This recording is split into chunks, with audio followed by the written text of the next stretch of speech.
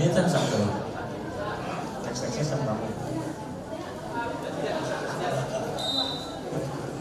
Oke, bismillahirrahmanirrahim. Assalamualaikum warahmatullahi wabarakatuh. Selamat siang semuanya. Kelas berapa? Semuanya kelas 10. Wah, anak-anak murid baru ya. Oke, yang terhormat Bapak Kepala Sekolah serta Bapak Kesiswaan serta rekan-rekan OSIS yang sudah menjadi panitia serta adik-adik yang saya hormati dan saya muliakan. Izin untuk memperkenalkan diri, nama saya Iqbal Sabudin.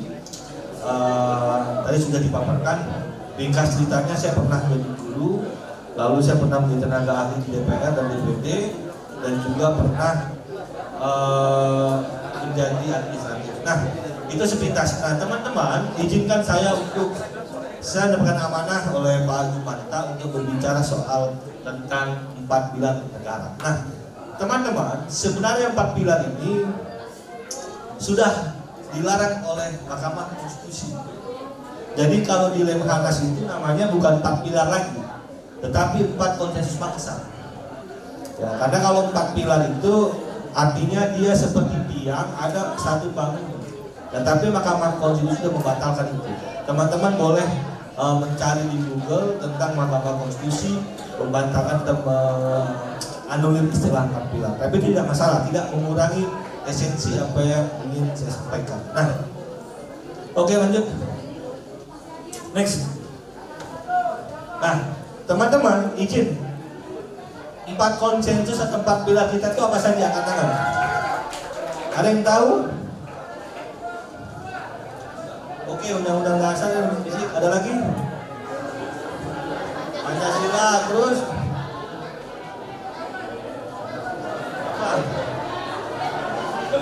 janji siswa. Ada lagi nggak? Ada janji siswa, nggak janji Joni. Oke. Ada lagi nggak? Ada yang mau coba jawab? Angkat tangan. Ayo jangan rame-rame, angkat tangan aja. Pak, saya. Silakan.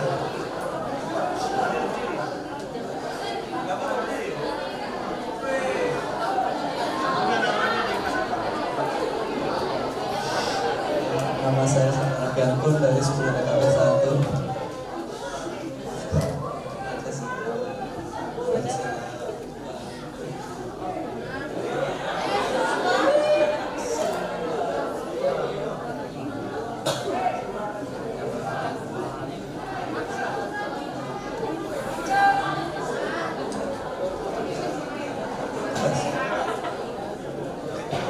Ada lagi mau jawab, silakan.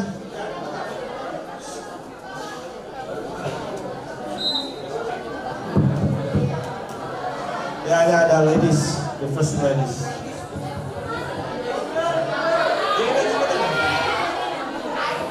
Saya Ya. Iya. Nama saya Rafiul Farasatanti dari kelas 10 akuntansi. Ya. 4 pilarnya tuh Undang-Undang Dasar, Pancasila, NKRI, sama Bhinneka Tunggal Ika. Tepuk tangan.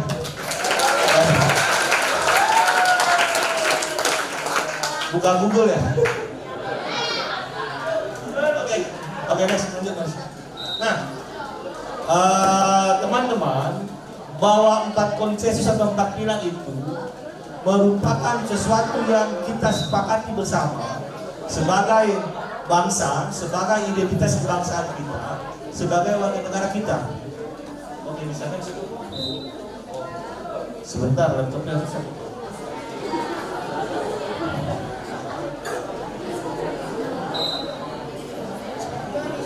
Kabel yang tebal juga.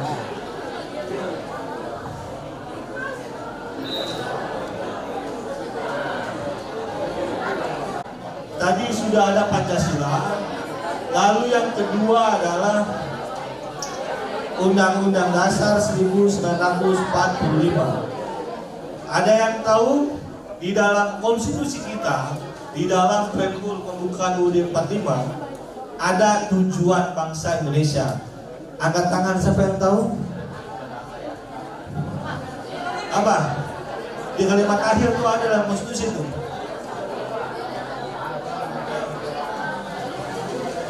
Ayo, ada yang berani silakan maju ke depan. Ayo, depan gak apa-apa. Masih ayo. Ayo. Ayo maju. Ayo maju kalau udah dapat. Ada nggak? Ayo. Ayo teman-teman. Ada yang tahu nggak? Masa nggak ada yang tahu? Apa tujuan? Iya, terima kasih. Silakan.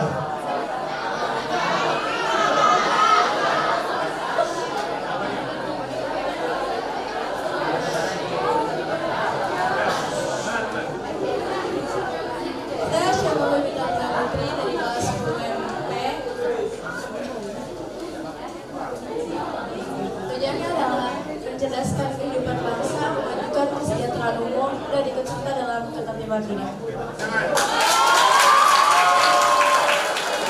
Nah, yang berikutnya adalah NKRI. Nah, saya ingin bertanya dulu sama teman-teman, apa singkatan NKRI? Ada berapa provinsi hari ini? Ada yang bilang 32, oke, 38. Ibu kotanya Riau. Apa? Nggak tahu.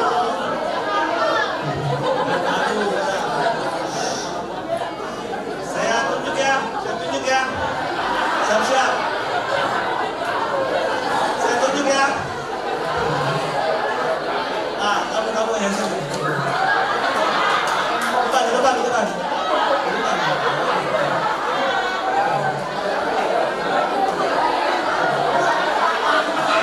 Ayo cepat. Siapa namanya Mas? Adiba Nur Asri. Oke, tepuk tangan Mas Adiba. Nah, sekarang saya mau ditanya, ibu kotanya Maluku.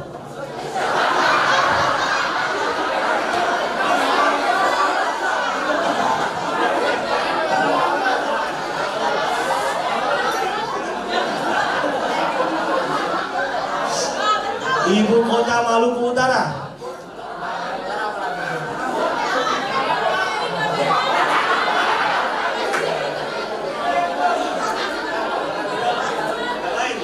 Ibu kota Jakarta.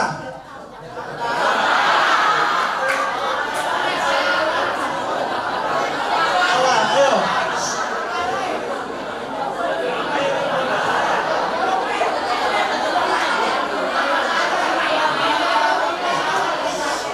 Diam.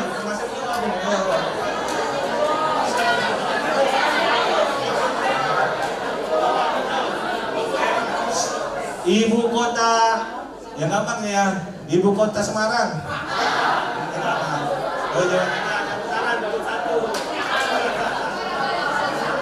Ibu kota Jawa Barat. Oh, Bandung. Jawa Tengah. Jawa Timur. Oke, ya. Jawa Selatan.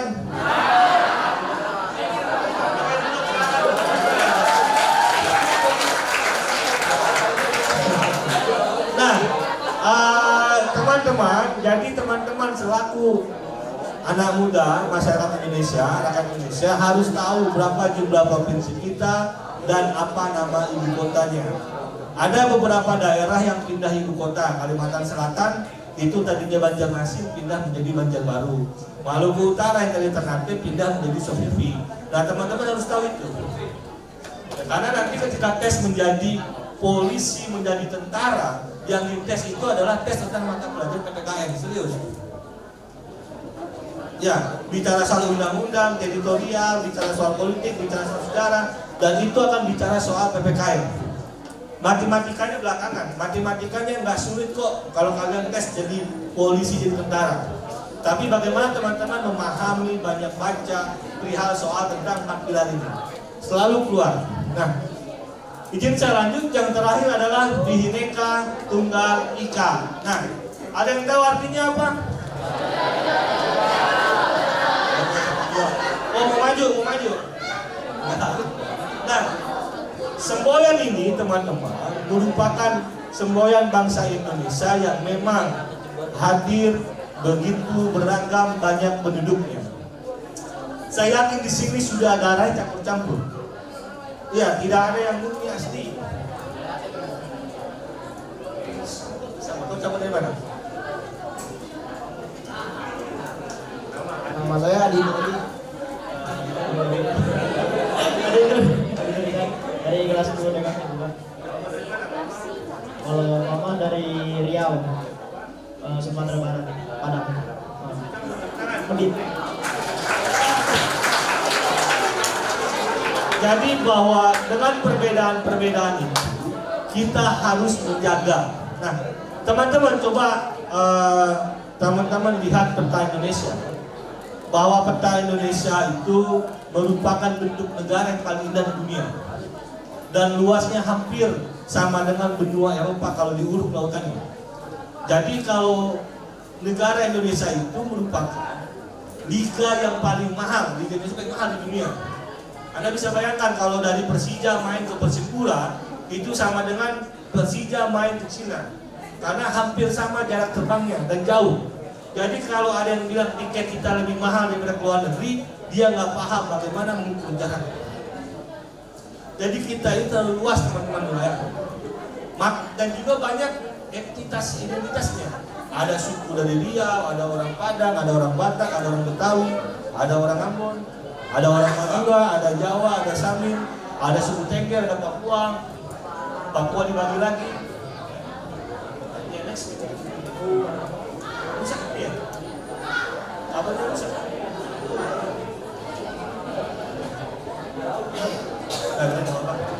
Nah teman-teman, sekarang bicara soal historis Pancasila terlebih dahulu.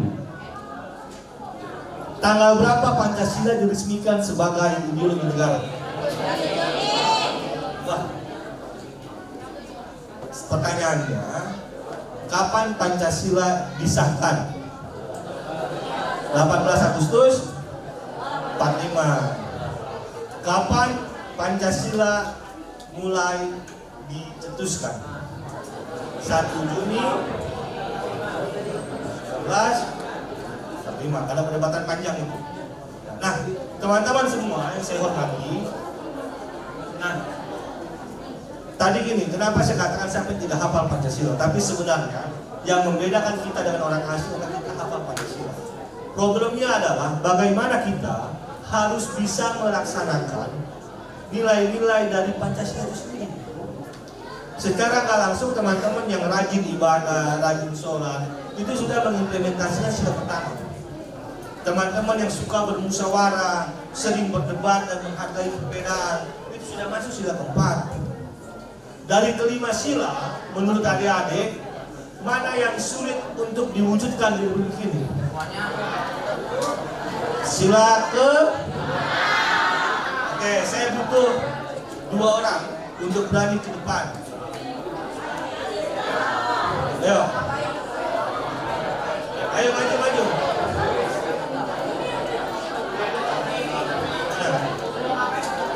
itu. Ayo maju. Yang berani ke depan ayo maju. Laki-laki 1, perempuan 1. Ayo maju. Ayo maju, jangan takut.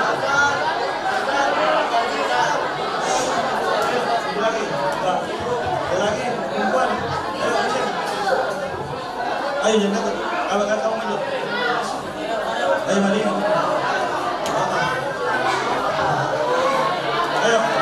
Ayo maju, nggak apa-apa. Ayo perempuan maju, nggak apa-apa.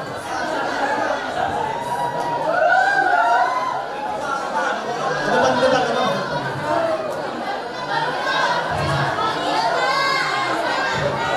Ada lagi, satu lagi dulu. Satu lagi laki-laki siapa?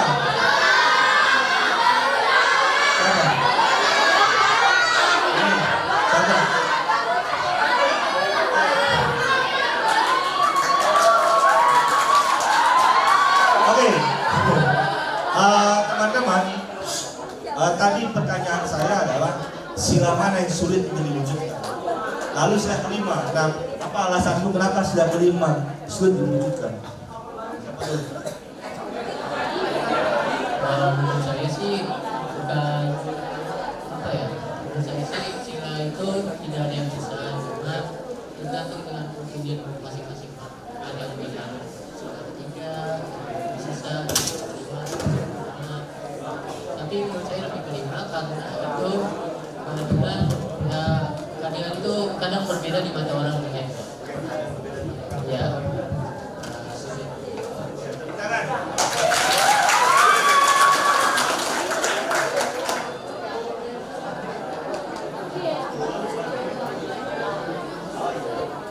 Jadi kenapa sila kelima itu susah untuk diwujudkan?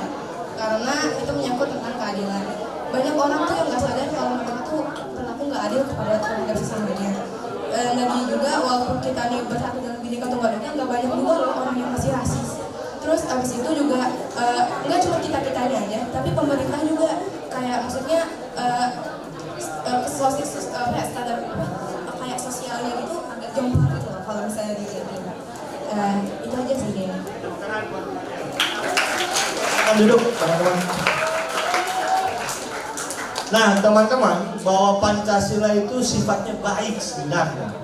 Jadi garis apapun dia sifatnya harus kepada Pancasila. Termasuk Mahkamah Konstitusi ketika memutuskan sesuatu, pasti dia akan bilang hakimnya kita rujuk dengan nilai-nilai Pancasila. 3 nilai dasar, 3 nilai esensi dan sebagainya seterusnya. Nah, teman-teman yang saya hormati, bahwa Pancasila merupakan pedoman dalam berbangsa bernegara, menyangkut soal nilai dan etika, norma. Kalau kata Bung Hatta, orang pintar itu bisa kita cari, bisa dibentuk, tetapi orang yang beretika itu sulit, karena orang beretika itu bawaan, karakter. Dan di Republik kita ini orang pintar banyak, tapi orang yang beretika itu sulit, susah untuk diwujudkan. Nah coba yang tidur itu kan beretika tidak tuh. Nah, dan dia nggak dengar dan tidak sadar apa yang dibicarakan.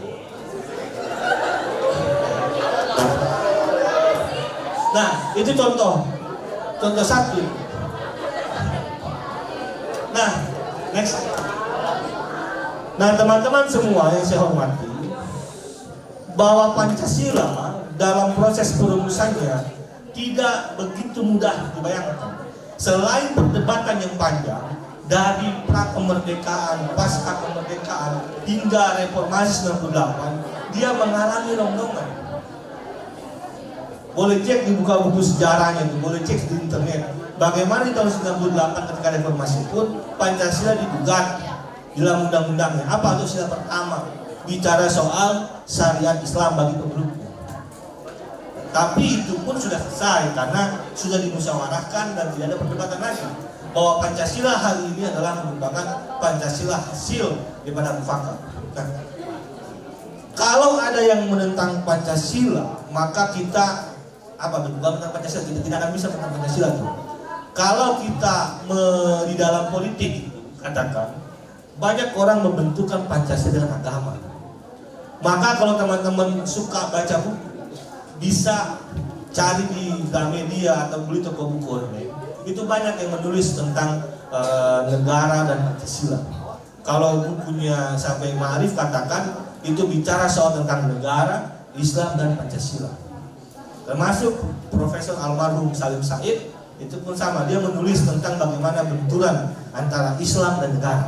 Nah, problemnya adalah hari ini kalau teman-teman suka melihat TV, suka melihat di acara diskusi-diskusi politik, maka perdebatan Pancasila dan agama sesungguhnya itu sudah selesai, ditutup oleh Bung Karno dengan dekret 5 Juni 59. Karena perdebatannya panjang. Selama sidang demokrasi liberal itu hanya membahas sila pertama, dan itu ada di dalam bukunya Buya Syafi'i Ma'arif, itu perdebatan bagaimana orang Kristen berpendapat sila pertama, orang Islam, bagaimana NU dan Muhammadiyah, bagaimana tokoh Masyumi memandang sila pertama, itu ada semua. Bahkan yang terkenal adalah slogan PKI. PKI mendukung Pancasila. Anda boleh buka itu di Google itu. Dan jadi Pancasila itu nggak semudah yang kita bayangkan hari ini jadi dan selesai. Tidak. Hingga perumusannya pun terjadi perdebatan yang panjang, bahkan hingga terjadi pertumpahan darah. Maka muncul yang namanya Undang-Undang Penistaan di zaman Bung Karno. Maka kalau ada orang bilang hapuskan penistaan agama, berarti dia menghapus sejarah, tidak tahu sejarahnya. Ya. Kalau ada orang bilang hapus SKB 3 Menteri Penerima Ibadah, dia tidak menghargai ide pemikiran Bung Karno dan Bung Hatta yang jauh sebelumnya sudah membaca tentang fenomena hari ini, teman-teman.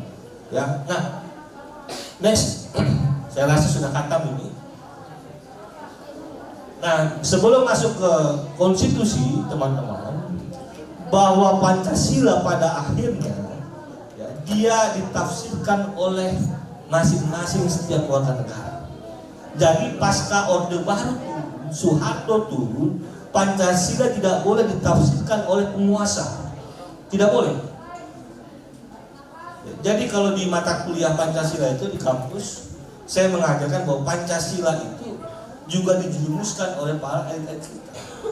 Bagaimana Pancasila dijerumuskan dan dikhianati oleh Bung Karno? Lelucon saya adalah Bung Karno saja bisa terhadap Pancasila. Lalu dia rumuskan menjadi Nasakom, dan itu dikritik banyak orang, termasuk Bung Hatta.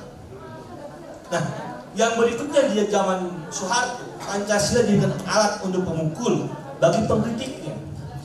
Dia membuat aturan yang namanya Azas Tunggal, di mana banyak korban di Tanjung Priuk karena orang membuat itu.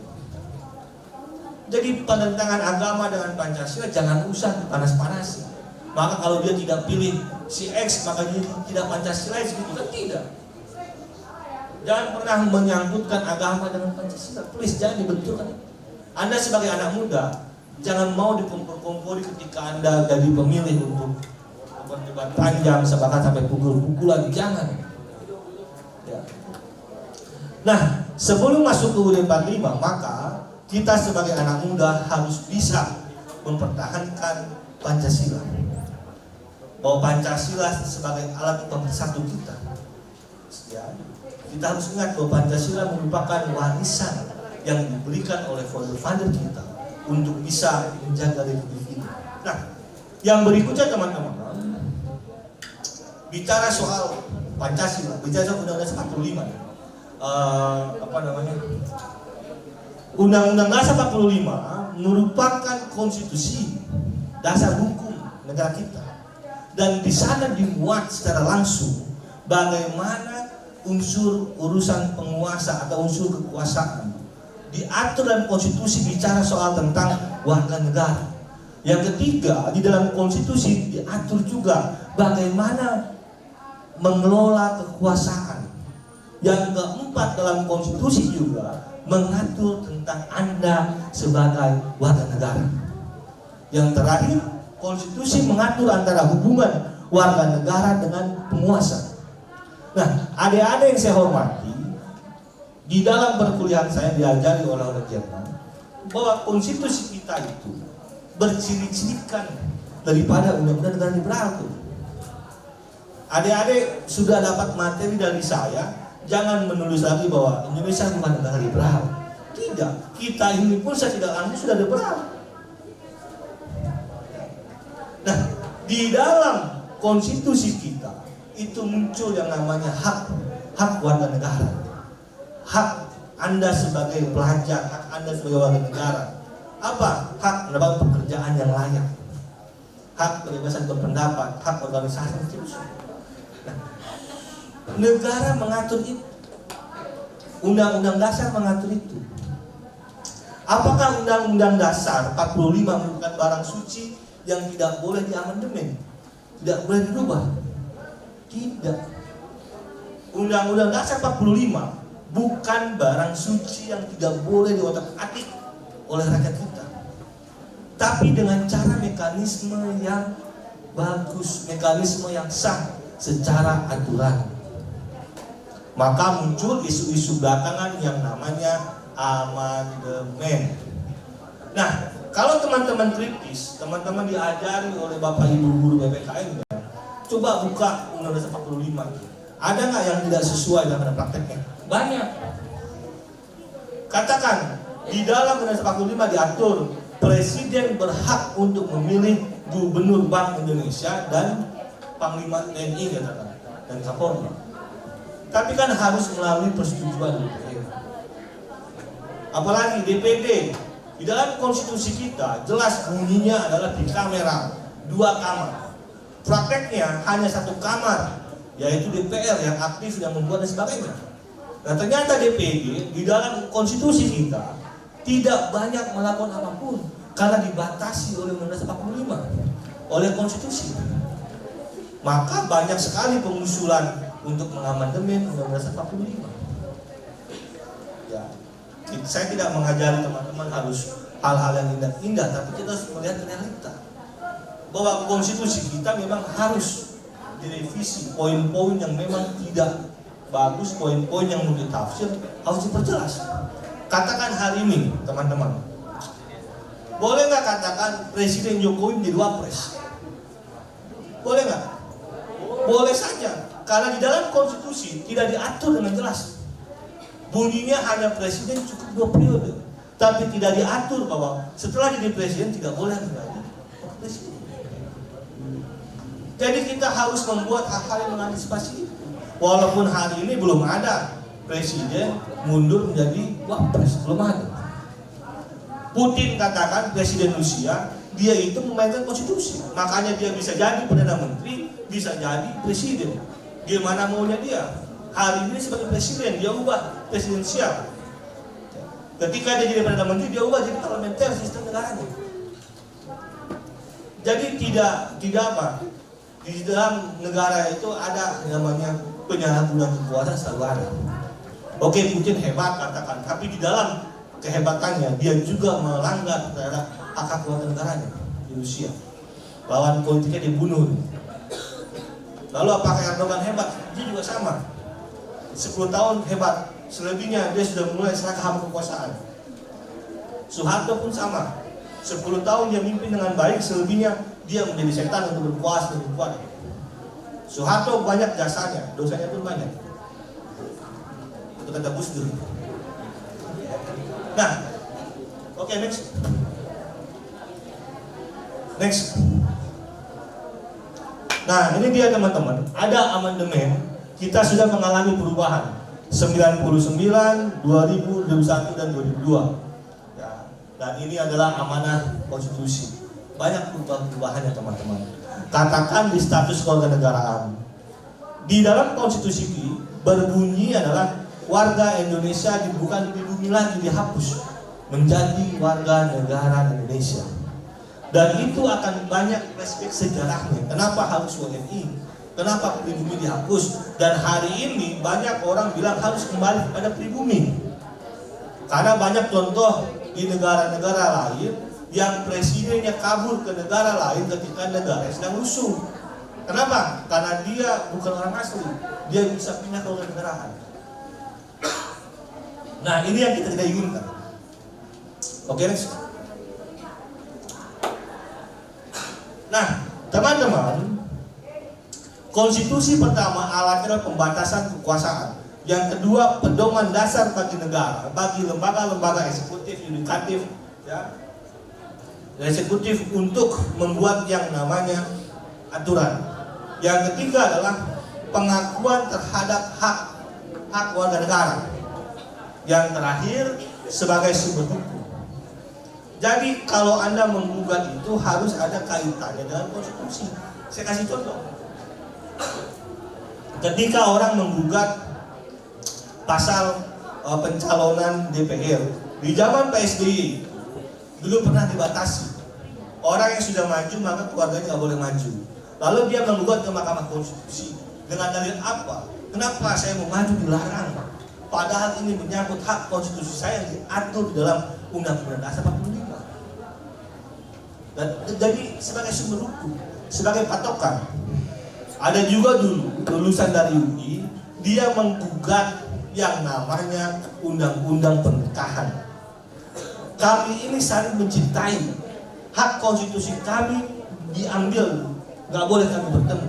Padahal kami saling cinta. Kenapa? Karena beda agama. Ya. Dan itu viral. Ketika dua orang ini menggugat ke MK, mereka menggugat undang-undang pernikahan. Kenapa? Karena beda agama, terus kami dilarang untuk menikah. Digugat ke MK. Tetapi akhirnya ditolak. Kenapa?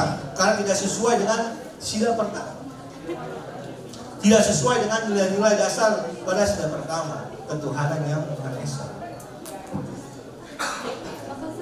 Ya kalau kalian masih kayak gini, pacaran beda agama ya mungkin itu terserah lah.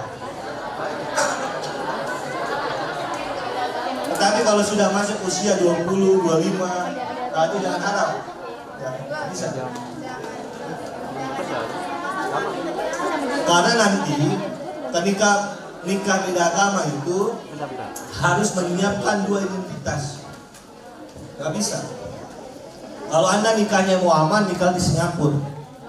Ya, di Singapura tidak perlu pakai agama, penghulu, enggak. Beda kalau karena kita adalah menganut Pancasila, menganut atas sumber-sumber agama dan kepercayaan dan budaya, maka ketika orang menikah itu pun dilaksanakan dengan cara agama. Yang Islam yang ada akad nikah, yang Kristen ada pemberkatan dan seterusnya. Oke, next. Nah ini NKRI lanjut.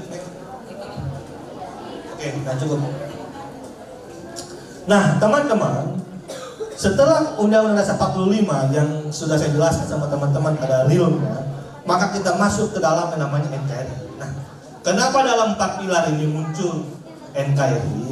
Agar teman-teman tidak merasa bukan Indonesia.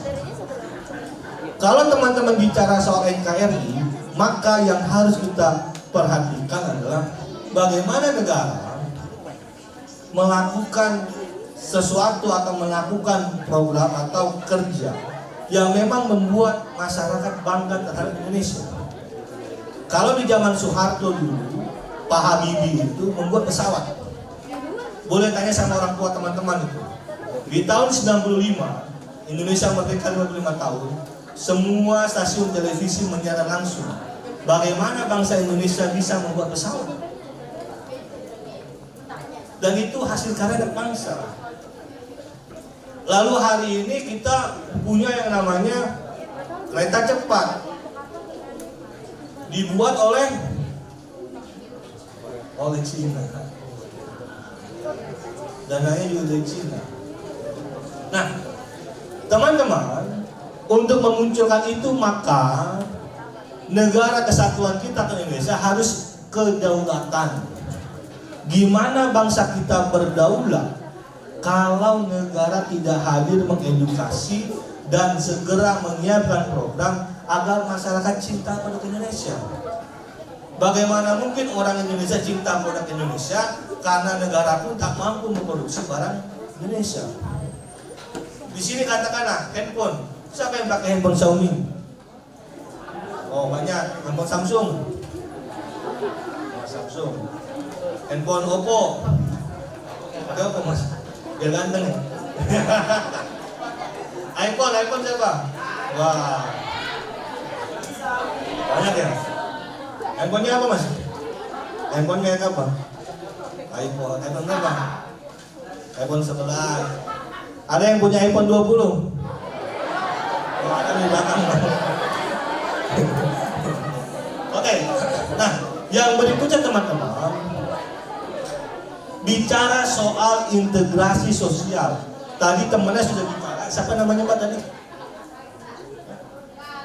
Kalista bilang ada kesenjangan. Nah, itu namanya integrasi sosial tuh. Kesenjangan sosial itu sangat membahayakan. Rasio gini namanya, gap rasio gini. Nah itu kalau negara tidak menjaga itu, maka kacau. Kesenjangan orang miskin dengan orang di tengah hari ini jurangnya jauh. Bagaimana jurang di tengah dengan yang ke atas lebih jauh lagi teman-teman, gapnya. Maka negara harus bisa menyiapkan program kerja perekonomian untuk mengangkat yang bawah menengah ke atas. Dan itu perlu teman-teman. Dan mohon maaf, pasti teman-teman di sini adalah dari orang-orang yang orang tuanya ada di tengah. Di tengah zona rawan pun ada, saya yakin itu. Apa? Jadi teman-teman harus bisa sampai sekolah tinggi. Walaupun hanya SMK, teman-teman harus bisa jadi sarjana. Serius. Yang kedua, teman-teman harus bisa bahasa Inggris. Modal masa depan. Kalau teman-teman hanya cukup di SMK, teman-teman harus bisa berjuang. Ya, saya S2 biaya sendiri, tidak biaya orang tua, dan juga tidak dapat beasiswa. Saya kerja di Bogor, kuliah di UIN. Gaji 4 juta, SPP 12 juta. Kenapa? Ya artinya kita harus fighting, kita harus berjuang. Sama kayak teman-teman, kuliah sambil kerja nanti setelah lulus itu bagus. Kenapa? Karena yang bisa mengangkat derajat hidup teman-teman adalah pendidikan. Dan perlu diingat, di dalam Al-Quran, Tuhan tidak menjanjikan Anda yang sekolah tinggi menjadi kaya, tidak. Tapi Allah hanya menjanjikan mengangkat derajat Anda. Nabi pun demikian. Jadi orang-orang yang berilmu itu jangan pernah takut. Pasti selalu rezeki itu. Dan teman-teman juga harus berani mimpi. Gua lulus dari SMK, gua harus masuk teknik mesin. Gua harus masuk teknik mesin di UNJ, gua masuk teknik mesin di UI, UGM, ITB, ITS. Silahkan. Jangan takut bermimpi. Lulus dari SMK mau masuk manajemen UI, manajemen Unpad, silahkan. Nah, teman-teman semua, integrasi sosial ini jangan sampai pecah. Maka negara harus menjaga gap rasio tadi. Kenapa? Karena ini bicara soal urusan perut. Lalu yang berikutnya lagi bahwa negara juga harus bisa melakukan apa? Penyatuan ketika ada konflik-konflik sosial di daerah-daerah. Oke, next. Nah ini yang tadi nih, Bhinneka Tunggal Ika. Ya apa? Walaupun berbeda-beda tetap satu jua. Punya pacar boleh banyak? Keren. Kenapa? Boleh. Coba, saya tes dulu. Yang setuju punya pacar lebih dari satu, angkat tangan. Boleh tuh. Kok nggak berani angkat tangan? Kenapa? Boleh ya. Yang nggak boleh punya pacar lebih dari satu. Yang nggak boleh angkat tangan, upaya. Oke, gitu. Nah, teman-teman. Nah ini menarik. Di dalam perbedaan keyakinan, suku, adat, dan Jawa, mohon teman-teman jangan sampai tergeser, jangan sampai terpancing emosi. Nah, teman-teman harus bisa membedakan mana toleransi, mana akidah. Iya, jangan sampai atas nama toleransi teman-teman lagi puasa lalu diberikan minum, dipaksa untuk meminum, lalu dibilang nggak apa-apa toleransi, nggak boleh itu, ya kan? Jadi harus bisa bedakan itu antara toleransi dengan akidah teman-teman. Ya. Oke, next. Nah ini kita memiliki suku yang berbeda, agama yang berbeda, ras yang begitu banyak, dan budaya apalagi. Oke, lanjut. Nah, penerapan di berbagai bidang. Nah ini fotonya Pak SBY ya. Saya mau nyari fotonya Pak Jokowi susah, jadi pasang Pak SBY. Nah ini ada pendidikan, pemerintahan, oke. Nah ini lanjut.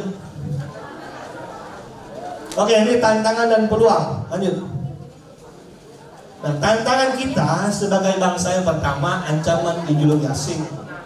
Ada radikalisme, ekstremis. Yang kedua, separatis.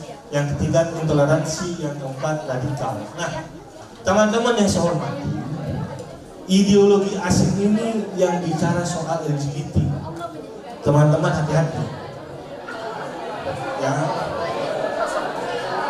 Jangan sampai teman-teman pikirannya disusupi oleh paham-paham yang LGBT. Itu yang bahaya.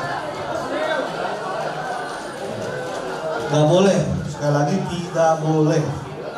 Nah, yang kedua, gerakan separatis meminta merdeka. Nah, Papua itu mau merdeka. Aceh juga dulunya tapi skandal. Sekarang yang masih Papua mau merdeka.